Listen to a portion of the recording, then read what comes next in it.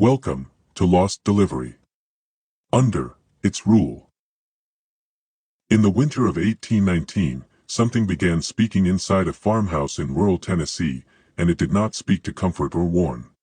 What mattered was not that the voice claimed to be a spirit, but that it knew who in that house would suffer most, and why. This is not a story about a haunting that frightened a family, it is about one that stayed long enough to decide their fate. On a cold early evening in rural Tennessee, John Bell returned to the timber farmhouse as dusk settled over the fields, finding Lucy by the fire, while Betsy stitched quietly near the hearth. As night deepened, candle flames bent without wind and Betsy froze, when something unseen brushed past her legs, as a whisper drifted through the room, too close to ignore. Later that night, as the family lay awake in their beds, the whisper returned from different corners of the farmhouse, calling names softly and stopping only when someone answered.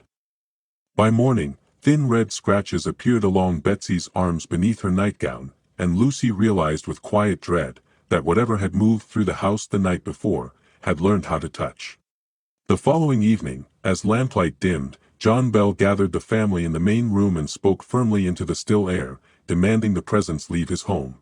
The response came not in words but in sharp welts, rising across his arms beneath his shirt, and as he staggered back in pain, the whisper returned as a calm, deliberate, like it's no longer hiding. By the next night, as darkness settled fully over the farmhouse, the whisper began answering questions before they were spoken, correcting John when he tried to pray and mocking the words, as if it had heard them all before.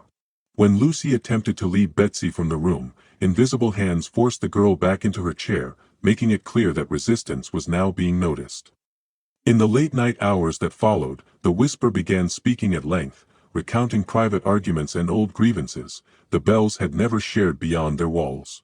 By morning, John's voice was hoarse from sleepless prayer, and Lucy understood that the presence was no longer reacting to them, it was studying them.